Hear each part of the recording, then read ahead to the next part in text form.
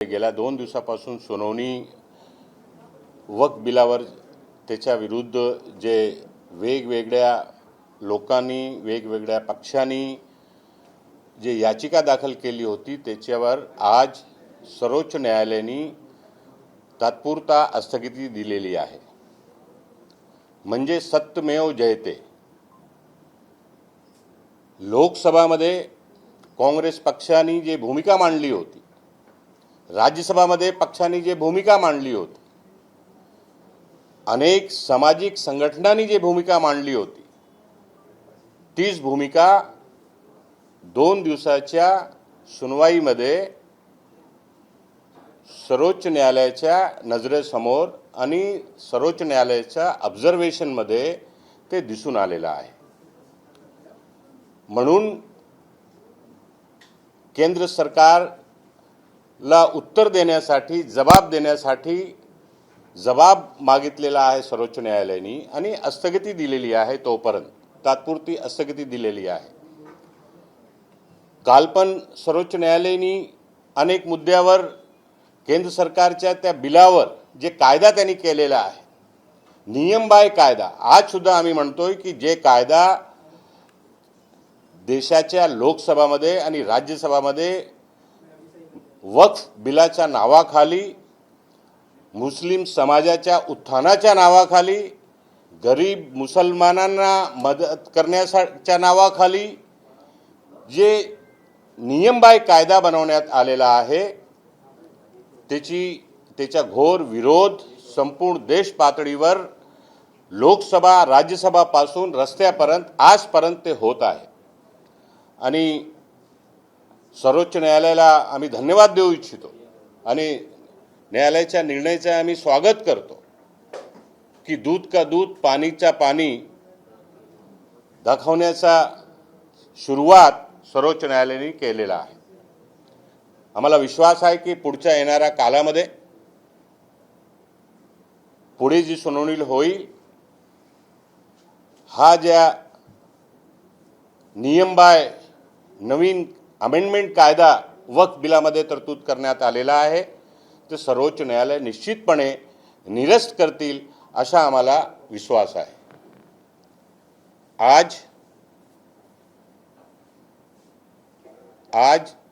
सर्वोच्च न्यायालय ने वक्फ बिल पे जो निर्णय दिया है, सबसे पहले उस निर्णय का हम स्वागत करते हैं।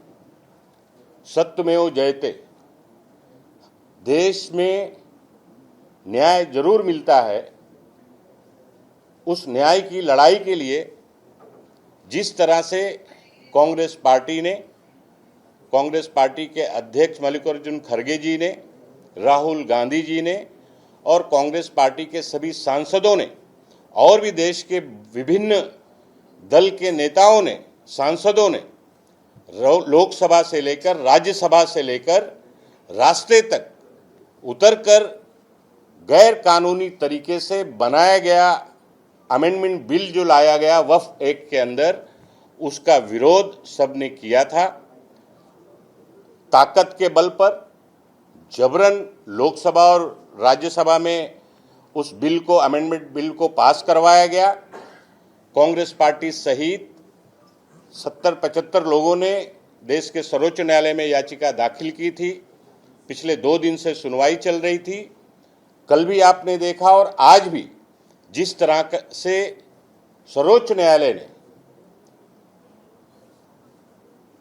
उनके सामने सुनवाई के दौरान जो मुद्दे आए और उन्होंने केंद्र की सरकार से जो सवाल पूछा है, वो सिद्ध हो गया है कि जो बात विपक्ष पूरे देश में कर रहा था, इस बिल का जिस तरह से सामाजिक संगठन हो, धार्मिक संगठन हो, राजनीतिक सारे संगठन जो विरोध कर रहे थे, ये सिद्ध हो गया कि ये सही था और सर्वोच्च न्यायालय ने उसके ऊपर तत्पूर्वता स्थगिती दी है।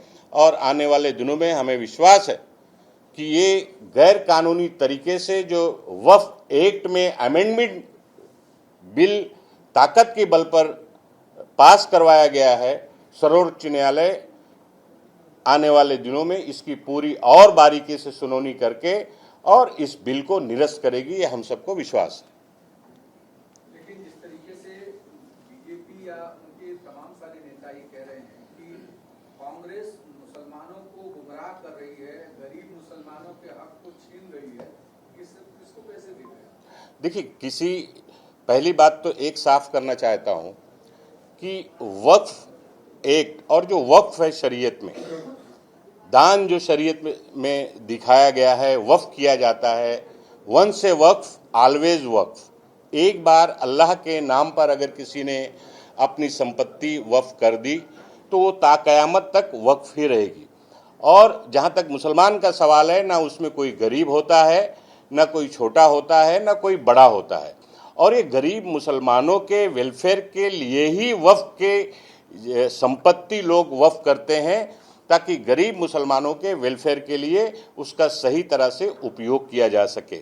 और भारतीय जनता पार्टी एक प्रोपगंडा करने वाली पार्टी इस देश में बन गई है और हमेशा हर मुद्दे का प्रोपगंडा करके गलत तरह से लोगों को, देश को गुमराह करके वक्तव्य करते रहती है। ये उसी का एक हिस्सा है। लेकिन सर, मोदी जी ने जिस तरीके से हथरस में भाषण किया था, कहा था कि मुस्लिमों का कांग्रेस ने सिर्फ इस्तेमाल किया है और एसटी, एससी, ओबीसी इन तक सुविधाएं पहुंची कि नहीं, इसकी भी उन्होंने कभी अहमियत नहीं उठाई। आप इसका जवाब कैसे? भारतीय जनता पार्टी ने सबसे पहले अपने गिरेबान में झांक के देखना चाहिए कि उन्होंने इस देश के अल्पसंख्यक के साथ क्या किया है। उनकी पार्टी में जो अल्पसंख्यक नेता थे उनको कहां पर ले जाकर खड़ा किया है, हंसिए पे कैसे उनको चढ़ा दिया है, उनका राजनीतिक कैरियर खत्म कर दिया है। उनको कांग्रेस से देश के अल्पसंख्यक के उत्थान के बारे में पूछने का कोई अधिकार और कोई हक नहीं है। ये कांग्रेस पार्टी है जिसने इस देश में एक अल्पसंख्यक समाज के, माइक्रो माइनॉरिटी समाज के सरदार मनमोहन सिंह जी को 2 बार इस देश का प्रधानमंत्री बनाया।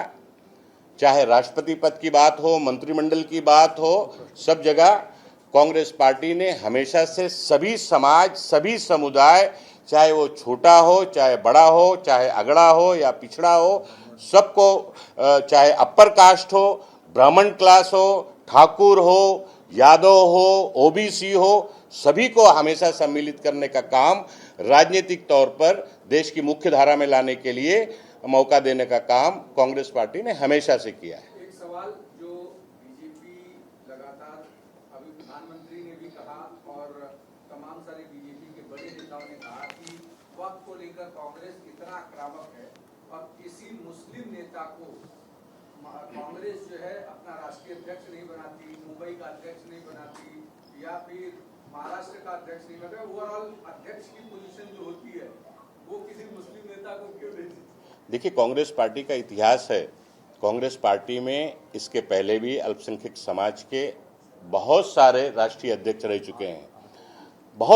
मैंने बहुत सारे राष्ट्रीय अध्यक्ष कह चुके हैं। इतिहास को पढ़ना चाहिए, तारीख को समझना चाहिए। लेकिन भारतीय जनता पार्टी तो ये बताए कि उनके जो 2-4 उंगली पे गिनने वाले जो नाम हैं, 2-4 जो नेता बड़ी मशक्कत से उस पार्टी में उन्होंने अपना राजनीतिक कद बनाया था, आज उन सभी नेताओं को हाशिए पे लाकर खड़ा करने का काम, घर बैठाने का काम जो भारतीय जनता पार्टी ने किया है, पहले वो जवाब देश की जनता को देना चाहिए। उनको देश के अल्पसंख्यक की कोई चिंता न कभी रही है न है, और मैं कहना चाहता हूं कि उनको कोई ज़्यादा चिंता करने की आवश्यकता नहीं है। एक सवाल दूसरा, महाराष्ट्र सरकार ने आज नई शिक्षा नीति को लेकर के शासनादेश जारी किया और उसमें कहा कि हिंदी को कंपलसरी भाषा बनाया जाए और मराठी के साथ हिंदी और अंग्रेजी भी कंपलसरी भाषा किया जाए।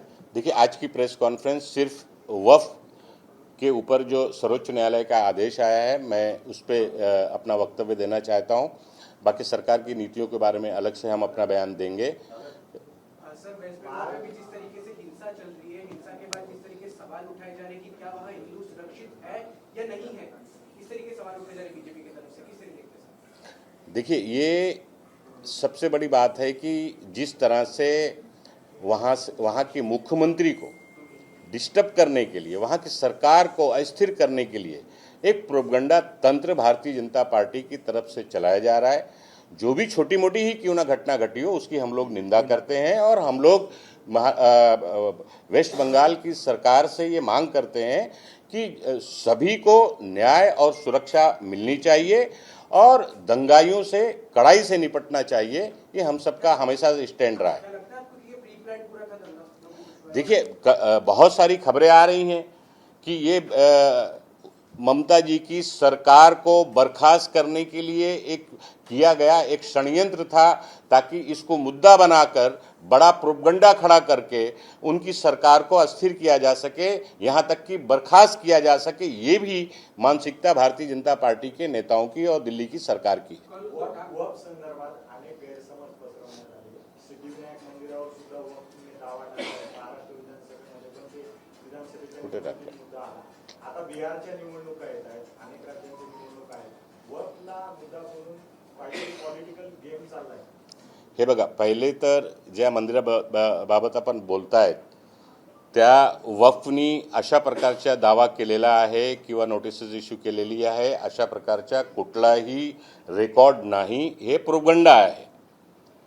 भारतीय जनता पार्टी एक प्रोपगंडा पार्टी आहे.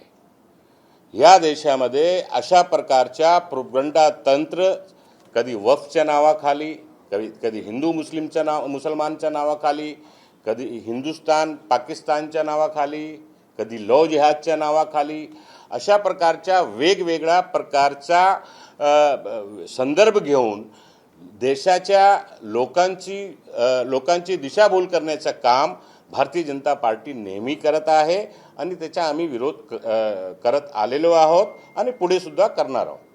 एक सवाल और है इससे जुड़ा कि कई उद्धव ठाकरे ने अपनी नासिक के सभा में कहा कि वक्त को लेकर के हमने जो बिल का विरोध किया, तो बीजेपी लगातार कह रही है कि आप हिंदुत्व भूल गए, लेकिन बीजेपी जिस तरीके से कहीं महबूबा मुफ्ती के साथ खड़ी होती है, कहीं दूसरी तरफ नीतीश कुमार के साथ खड़ी होती है और वक्त को लेकर के अफवाहें फैला रही है, इसको कैसे देखते हैं? नहीं, ठीक है, उद्धव जी ने जो कहा है बिल्कुल सही कहा है कि भारतीय जनता पार्टी की करनी और कथनी में बहुत बड़ा अंतर है. वो करते कुछ हैं, कहते कुछ हैं. जब राजनीति में उनको जब जो चीज़ सूट करती है वो हमेशा वो करते रहते हैं और वही काम उन्होंने किया है. एबीपी माझा, उघडा डोळे बघा नीट.